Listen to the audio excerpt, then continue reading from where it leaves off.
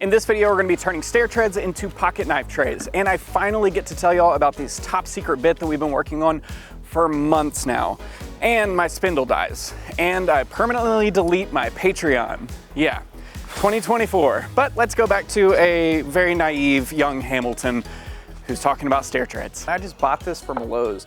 I was actually kind of surprised that they had it in white oak because I went just for a stair tread, and normally those are in red oak, but they had these like pre-packaged single white oak stair treads, which is incredible. But later when I'm inking these, they are going to look so much better with the white oak than they would the red oak. Another option that you can also do is pine. They have pine stair treads at most of your big box stores. That is going to be the most affordable option, and you're still going to get really, really good results from it. I'm going to put double-sided tape on the bottom of this, and I'm also going to be tacking in the four corners. So let's go ahead and get this down, and then we'll talk about this brand new bowl bit. This thing is a one of a kind, and honestly, the thing that sets it apart is not only the size. Oh my gosh, why is my spindle being so chunky?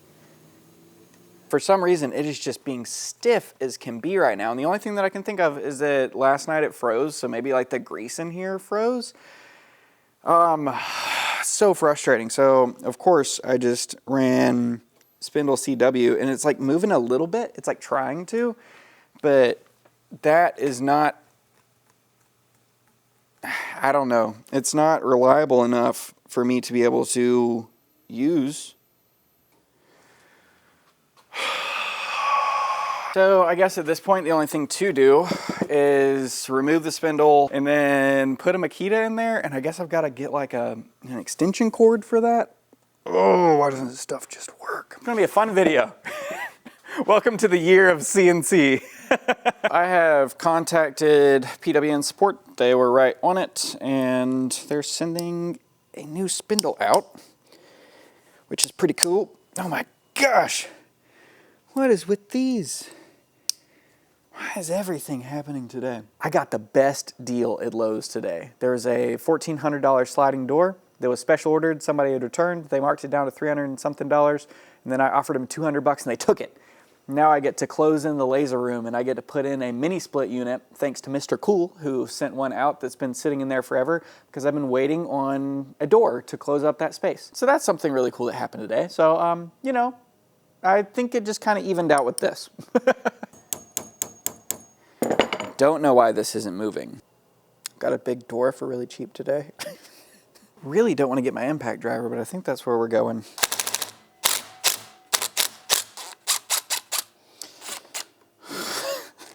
That was freaking in there. I guess I should probably take that bit out first, especially since it's the first of its kind. Hey, Cody, I broke your bit because the spindle broke and then I dropped it on it. All right, this big chunky boy. Today of all days. All right. Oh, this is funny. Hey there, little guy. I don't know what I'm going to do for dust collection. It was like $1,200 less than that door was worth. I'd forgotten how nice spindles were. Oh, these collets on these Makitas suck. This is a prototype for the very first bowl cut bits that have come from Cadence Manufacturing. And with that, it means that it's very, very long. The finished one is going to look a little bit different. I'm getting a call right now. Oh, hello, wife. It is a 1/2-inch bit on a 1/4-inch shank, which means obviously you can use it in a Makita router, your spindles, all that kind of stuff. Also, it is solid carbide, which means that a 1/2-inch chunk of carbide was taken, it was turned down to the proper shank size so it'll fit into your collet, and then the base is solid carbide. I've used in the past those white side bowl bits, and that's brazed carbide is a whole different thing. You might have noticed that that's what I was using when I destroyed my last Makita router. This one can actually plunge. So if you're using a program like Carbide Create, something that's free out there, it's not going to have the step down function so that you can actually properly get down to the depths that you need without just ramming the bit straight down. So this can plunge. It can go straight down, and it's still going to be able to eject chips, and it's still going to be able to cut nice and clean. So you do still have a very flat bottom. It's an 1/8 of an inch flat bottom, and then 3/16 inch radius on either side, so that you have this really tight step over, so you're not having to sand near as much on the bottoms, which is something I'm really excited about seeing on this white oak. But you're also able to still get the nice swoops in the corners of what you're doing. That's pretty clean back there. trammed. More like trahammed. I got the jokes. Look at that little guy. So I'm not gonna have the dust collector set up with this, which is a bad idea. Just throwing that out there, it's a bad idea. Because this thing is about to make a ton of dust and it's about to put it on this ball screw, and then this ball nut is gonna go and just shove all that sawdust in there. Run dust collection with your machine. Unfortunately, I don't have to explain myself. I'm not doing it. I'm not even gonna mess around with like plugging it in where it auto starts and stops. I'm just gonna hit this and then run away. In my mind right now, I'm trying to figure out if I'm gonna be starting this video from this point or if I'm gonna have included all this and just be like, hey, today I'm running the Makita router. Nah, I'm not going to. We show mistakes in this channel, so that's what we're doing. All right, so this is not movie magic. I'm genuinely nervous right now. We might be immediately turning this off, but we're zeroed out. We're gonna turn this on and we're gonna press go. There'll be a 5-second delay. 1, 2, 3, 4, 5.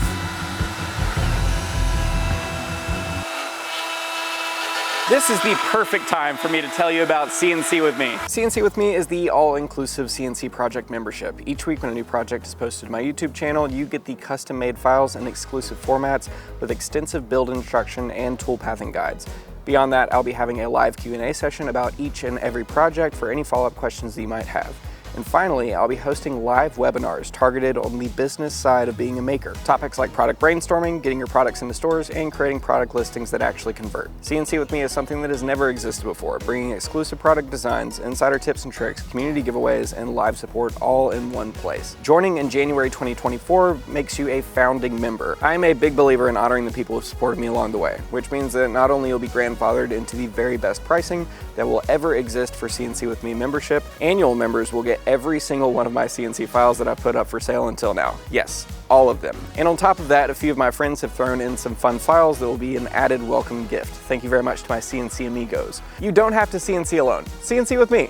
These aren't finished yet. Go back to the project. Well, the little guy did fantastic. I don't know what else to say. So next we're gonna be switching over to a Downtown Jenny, which is the second of the only 3 bits that you need to CNC with me. So this entire year, regardless if you're just watching me on YouTube or if you're joining the membership of CNC with me, I'm only gonna be using 3 bits. So I'm gonna be using this bowl bit in particular. I'm gonna be using the Downtown Jenny, which is my like tried and true bit that I've always used on my CNC machines. And then lastly, we are going to have the 60-degree Groovy Jenny being the 3rd of the HD beginner bits. You can buy that as a set from Cadence Manufacturing. I'll have that link down below. When you come to my channel, I want to make sure that whatever I show you, that it is just achievable and approachable from anybody in the beginner place, and you're not having to buy a ton of different bits, because I'll be coming out with a video just like this every single Friday. So let's get the bowl cut out of there, and we're gonna put the Downtown Jenny in. We'll go ahead and cut these out, round over all these, and then we will be sanding them and then dyeing them.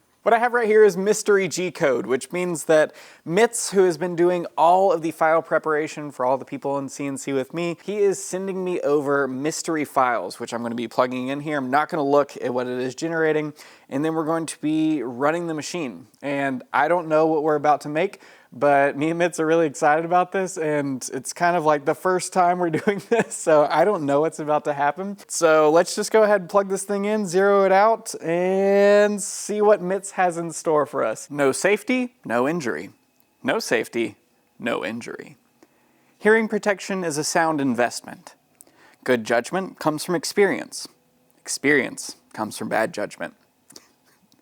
This was the very first Mystery file. I was not expecting fortune cookies and 2 very good pictures of me. I've never done a V-carve of myself, so I first thought this was Willie Nelson, but nah, it's me. Thanks, Mitz. Now we've got a 5-gallon bucket and I've got about a gallon of black India ink in there. One thing that I would caution you about with India ink, especially storing it in a shop that might freeze overnight and stuff, is it does get a little bit gummy. I've found that keeping it in a single container, making sure that I can use like a paint stir on a drill or something like that just to re-agitate it is really great. The unfortunate part is it does make a lot of suds. That foam is perfectly fine. It'll still go ahead and stain your parts, but it does make the process just a little bit extra messy. So went ahead, took all of our trays, dipped them in each one, making sure just they were fully covered. And then I flipped them over and I put them down right here on top of just, you know, some cardboard out here. I'm going to let all of the pockets face down so that hopefully those suds drain out of it a little bit and maybe even soaks into the cardboard a bit to get rid of that. And then I'm going to wipe these tops, flip them over, and I'll continually do that a few times. I'll show you what these look like completely bare because they've got a very, very nice muted tone to them. But if somebody does rehydrate that, it can get on them. I definitely would recommend going with a film finish over an oil finish just to make sure that the ink is being locked into the project and is not being rehydrated in any type of way. PWN CNC overnighted me this spindle. It got here literally in less than 24 hours after I notified them what happened. So huge thanks to PWN CNC and for also the Skittles because I was getting a little bit hangry about the situation. If you want to save 5% off on a spindle kit, go ahead and check out the link down below for PWN CNC. Use the coupon code Hamilton and you'll get 5% off. Thank you very much, PWN CNC. Our Skittles were frozen. So now it is time for the CNC term of the week. I know when I first started CNC machining, it got really confusing really quickly because of all the commonly used terms that I had no idea what they meant. So we're going to start off easy and we're just going to tackle CNC. CNC stands for computer numerical control. Essentially, any type of machine that you see with lasers or 3D printing or CNC routing is a CNC machine. Normally, people just say CNC, just like me on this channel, when referring to CNC routers specifically, but the term can apply to other machines as well because computer numerical control is just a way that that tool is interacting with the material, not the exact tool itself. And that term does cover other things like 3D printing and lasers and a few other tools as well, but those are the three main ones that you're going to see in the maker community. So here are 6 trays. They are all completed, done, and then ready to be used. When going to CNC routing, you're going to see a ton of different types of trays, and it is really great to be able to focus on a single type. There's things like catch-all trays. That's what I first started with, and that's what I sold a whole lot in stores, and it's definitely the right place to go. But when you start getting into more niche things like pocket knives, you really have to understand the type of community that you're serving. So normally if somebody's looking for something like this, they own multiple pocket knives and want to put them all in the same place, they're normally going to be part of a certain type of community. In this instance, it's going to be the EDC community, so everyday carry. And I specifically made these in order to kind of fit the vibe of that community. I certainly could have just made this out of white oak and then put a finish on it and it would look beautiful as is. All right, so you can see right here, I just used a little bit of lacquer on the top and it's got a little bit of a sheen on it. And I'd like it for it to be a little bit more satin, but in the shop, that's what I had. So that's what I used on these specifically. Now, when talking about finished, you can see right here, I went ahead and pocketed down this entire portion before creating the other voids in here that are the different places where you can put things. I think that's a nice little detail that just adds a little bit. And particularly when I'm doing that, I'm thinking about product pictures. I'm not thinking about functionality with that. I'm thinking when I'm making these, what can set these aside from all the other people online and what can make my listing stand out. But right here we have our 6 trays. We have got this one, which is the biggest one. This is kind of like a bedside table tray. And then the rest of them I kind of imagine to be more like desk trays. This is going to be the most simple version, maybe something that you include with another type of tray that it can like sit in its own little place. I'm going to be having a few different videos on this channel over the year coming out with like very purpose-built trays so that eventually I'll have an entire library of different types of trays that CNC with Me members can go through and kind of pick out if they'd rather do, you know, X, Y, or Z. Anything from knives to fruit to random catch-all stuff to bump in the night trays.